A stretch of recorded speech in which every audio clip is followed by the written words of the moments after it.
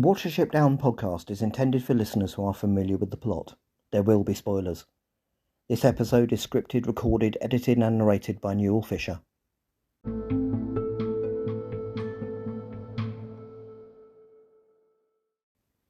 Hello, and welcome to the Watership Down podcast episode 162, in which we will be looking at Season 3, Episode 10 of the TV series and Episode 36 of the series overall, The Spy.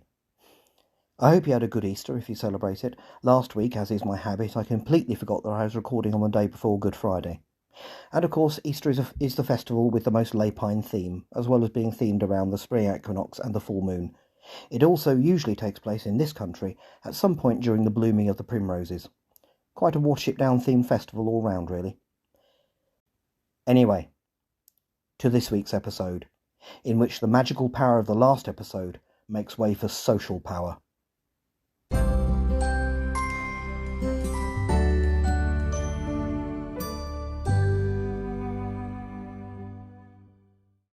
TV series, Season 3, Episode 10, The Spy.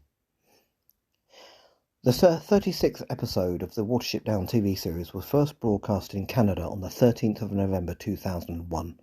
It was written by Mary Crawford and Alan Templeton, and its German title was also The Spy. There will be a link to the episode in the notes. This episode opens not with the opening titles, nor with a recap of what has happened in previous episodes. No, instead we are immediately in a human industrial setting, more specifically the working quarry in which the grim warren of Darkhaven is located. We see a fast-moving conveyor belt transporting rocks out of the quarry. Down that conveyor belt runs Spartina at a desperate pace. She jumps off the belt just in time, narrowly avoiding a fresh load of rocks that are dumped onto it. She then dodges through the wheels of a large moving crudidu before racing through the grabbing claws of another industrial crudidu as it goes to lift more rocks from the ground. Flying rocks land around her. Two buck rabbits confront her, and she dodges them while kicking dust in their eyes. Spartina runs towards camera. Her eye fills the screen, and the opening titles begin. What is going on? It turns out, as Spartina meets with General Woundwort and his Owsler later, that these were trials of her skills as a warrior and a survivor. Woundwort has a mission for her. She is to find Hazel's warren on her own, as patrols have failed to do so. Campion reacts with barely concealed shock. Spartina asks where she should start. The high hills, she is told. That much Silverweed told via his powers of remote observation before his abduction become escape in the last episode. Campion is to escort her. Campion, who is still secretly an ally of Watership Down. They both bow to Woundwort and leave. This should be interesting. Campion tells Spartina they will leave at sundown and excuses himself. Granite approaches Spartina and says he envies her mission serving the Dark One. But Spartina has a mission for him as well. She wants him to make sure that Blackberry, who she knows is Campion's love, stays in Darkhaven. And if she isn't back by the round moon, he is to kill her. Spartina is a ruthless survivor who is prepared to step outside her orders in order to preserve herself. At this point, the very same rabbit who ensured before that Blackberry was safe from being challenged to fight to the death in Darkhaven is now prepared to use her as a hostage for her life. It appears she is a product of her environment, even if one who is capable of some vestigial compassion. And now we are back on Watership Down. The newly free Silverweed is counselling the leadership that, with Woundwort leading the barbarians of Darkhaven, they are unstoppable.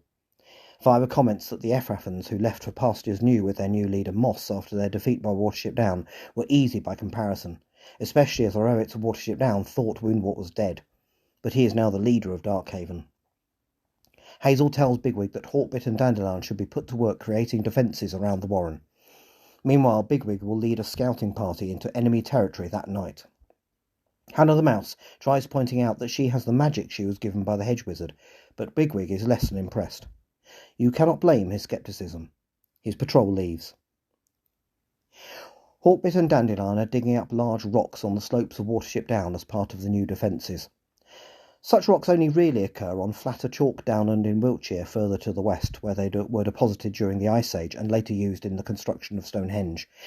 But we have long since established that geological accuracy is not a concern of this series. Hawkbit isn't happy at their being expected to do this instead of going on patrol. Dandelion tries to explain the tactical relevance of what they are doing, making rocks that could be rolled down onto Woundwart's troops, but Hawkbit just wants to know why such plans always end up with them covered in mud. Silverweed suddenly arrives nearby, chasing an insect in sheer joy. He is enjoying his new life of freedom, but Hawkbit has an idea. He asks Silverweed if he can use his powers to get inside anyone's head. If so, could he use them to get Bigwig to forget all about him and Dandelion, as well as all the work he wants them to do? Nearby, Bigwig is listening, concealed in long grass. Silverweed says it wouldn't be right to do this, but Hawkbit manipulatively points out that they are mates. As Dandelion congratulates Hawkbit on his plan, Bigwig does the same to Silverweed, saying they're going to teach them a lesson. So was Silverweed deliberately sent to look happy in front of the two rabbits to show them up? In any case, Silverweed says he thought they were all friends here. Bigwig hastily comes up with an explanation. They all just love playing tricks on each other.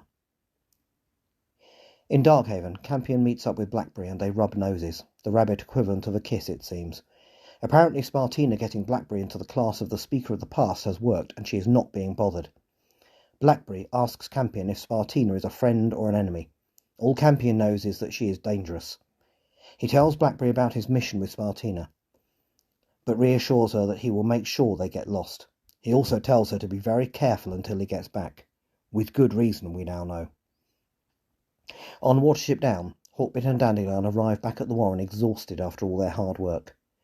Before they know it, Bigwig runs right between them as if they aren't there, knocking them over. They realise that Silverweed's mind control has worked far too well and run off to find him.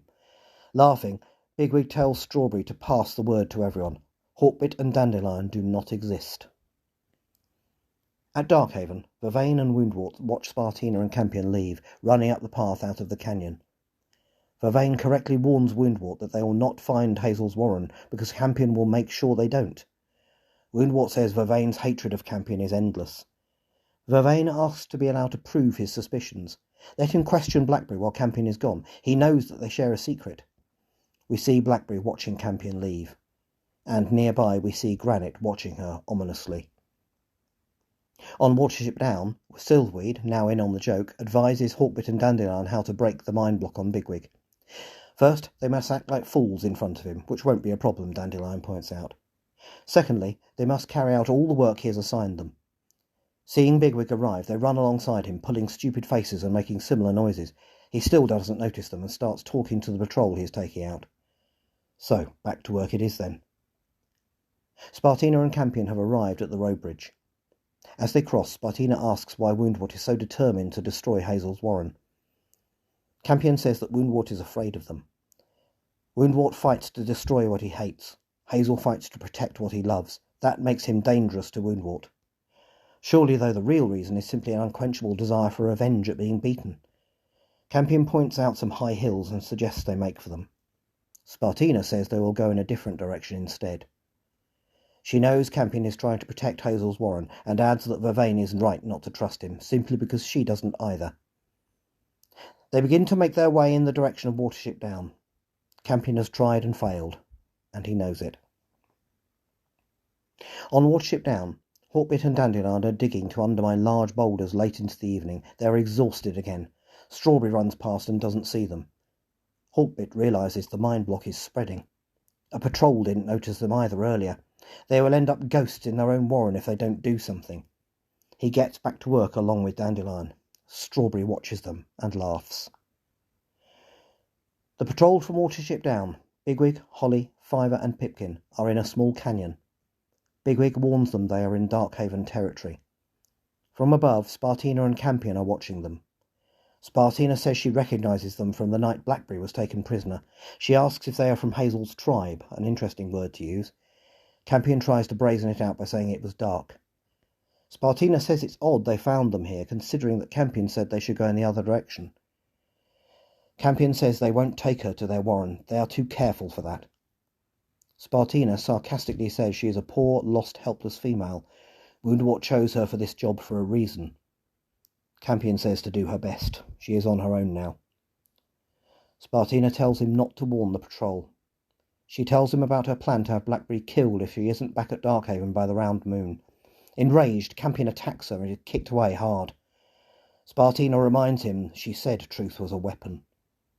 And with that, she jumps off the edge of the canyon, tumbles down its side and lands in front of Bigwig, apparently unconscious. Pipkin says they must get her back to Watership Down. Holly warns that they have no idea who she is. She could be from Darkhaven. Compassion wins the day. Bigwig says she's a hurt doe and they aren't leaving her for the Allil. He says he will carry her, and Spartina is laid over his back. From the top of the canyon, Campion looks on helplessly. Back at Darkhaven, Blackberry looks at the moon. It is nearly full, but she is unaware of the significance. Granite interrupts her, asking why she is so dangerous to Spartina. Blackberry is afraid. She says she doesn't know what he means. Granite says that in Darkhaven you choose your enemies carefully and your friends even more carefully. Blackberry says to leave her alone. She reminds him that she is protected by the Speaker of the Past, but Granite says he can help her. If she shares her secret, he asks her what that is. His manner is sufficiently threatening for Blackberry to run from him. Granite follows her, seemingly having decided that it is in his interest to get information out of Blackberry, over and above following Spartina's instructions. Blackberry runs under the quarry conveyor belt, which is still running. Rocks are falling from it occasionally. By sheer chance, one of these hits Granite, knocking him out cold. Blackberry stops running. She turns back and sees what has happened to Granite and goes back to him.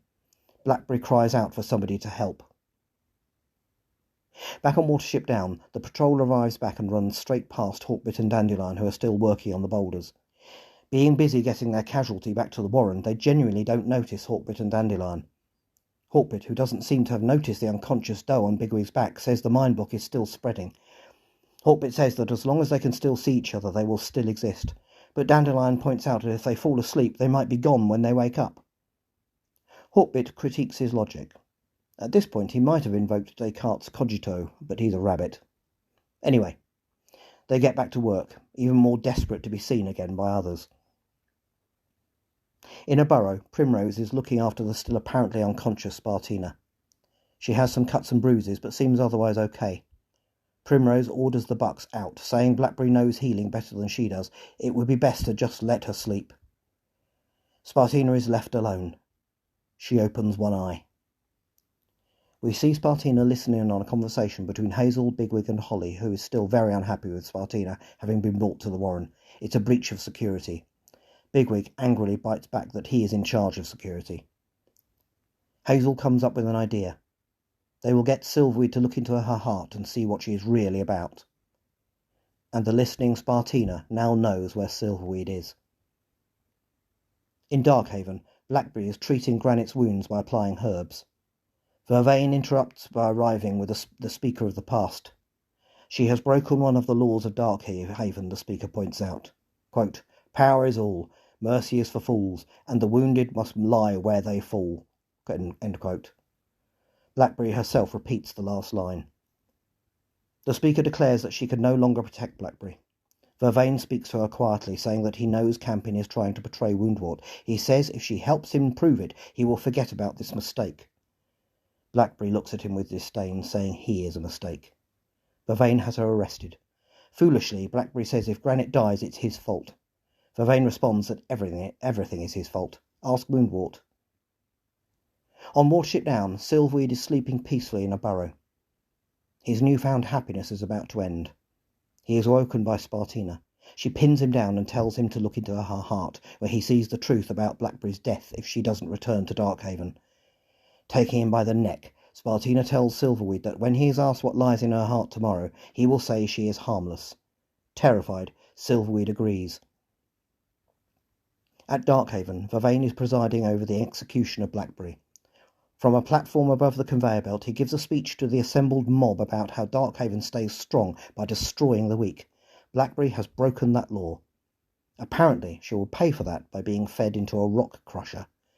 The human quarry workers appear not to have noticed what is going on. In fact, they are nowhere to be seen. Just as Blackberry is thrown onto the conveyor belt, Campion arrives and sees what is happening. 2 guards ride with Blackberry up the belt. This is some high-risk execution work. Campion, having slid down some rock spoil, arrives by Vervain and throws him out of the way. He runs up the conveyor and fights the guards, allowing Blackberry to run. Campion is clawed viciously and ends up on his back. Below, Blackberry is safe from the conveyor, but Vervain, ever the stickler for correct procedure, orders her held. Suddenly, Granite leaps in front of Blackberry. He is apparently completely recovered and tells Vervain et al. That they will have to go through him first. Campion is on his feet. The two he fought are threatening him again. Behind him, the rock crusher is approaching. He leaps at them, knocking all three off the conveyor and onto the spoil pile, which they slide down to ground level. Campion is immediately detained again, being pinned down after some difficulty. The Darkhaven mob who came to see her killing bay for his blood.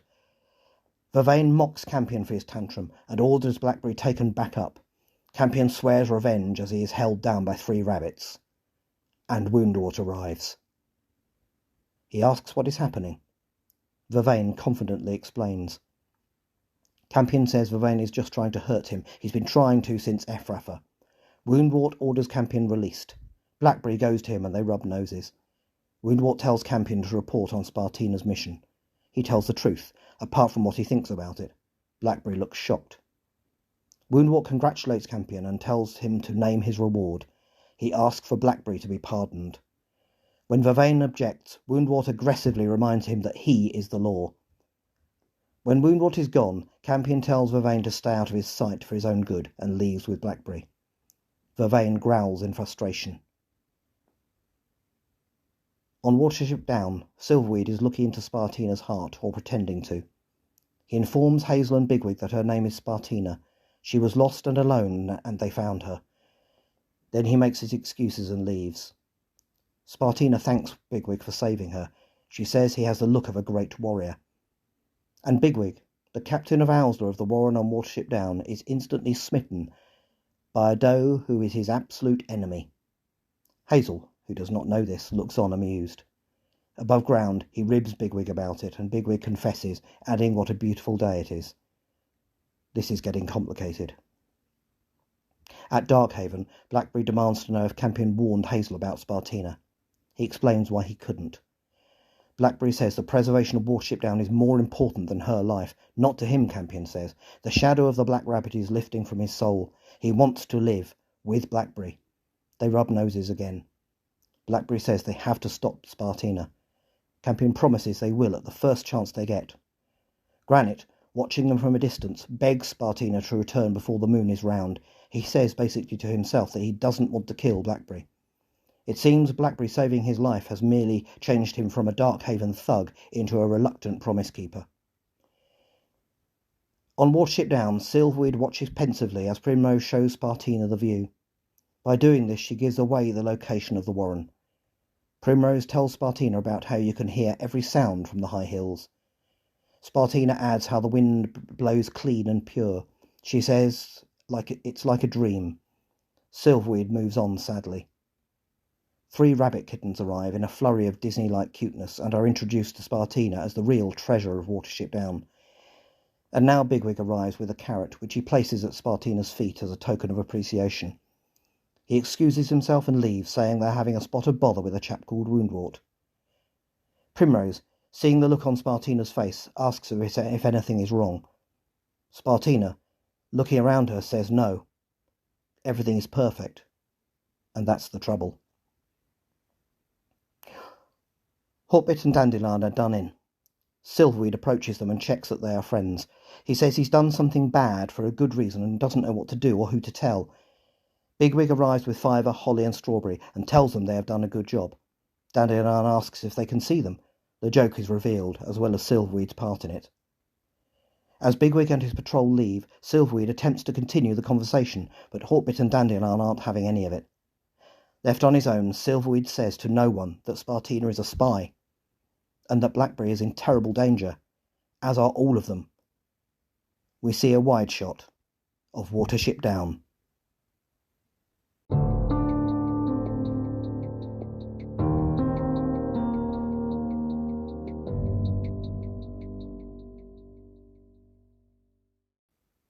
Is it canon? This episode, while obviously not canon in any way, has very much a social focus in which we see a lot of shifting motivations and loyalties. While such changes might seem unrealistic, in an extreme society such as Darkhaven, which reminds me in a way of the extremes of Sparta, each individual is subjected to constant stresses that can make them have to constantly adapt to changed circumstances. And as for Sparta, is Spartina's name a hint in that direction?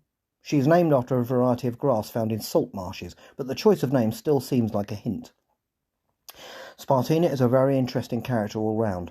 Apparently thoroughly villainous at first, we soon see that there is good in her, even if Darkhaven has buried it deep.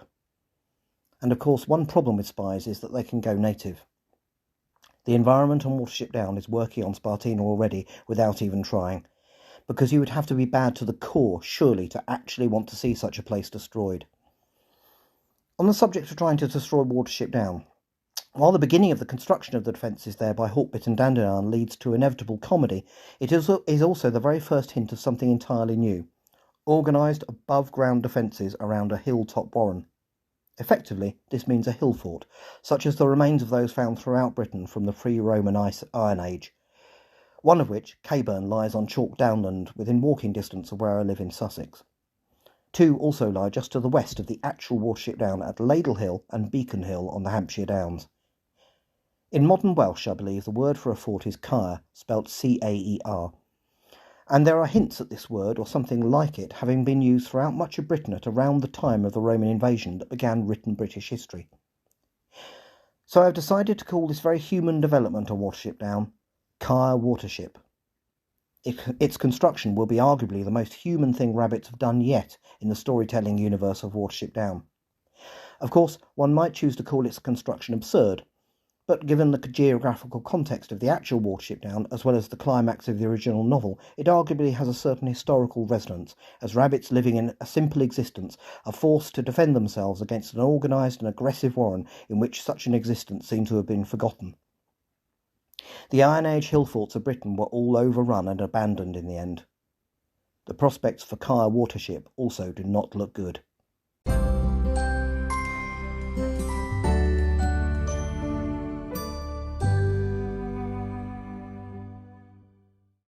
Next time, betrayal and the revelation of betrayal in both Darkhaven and Watership Down.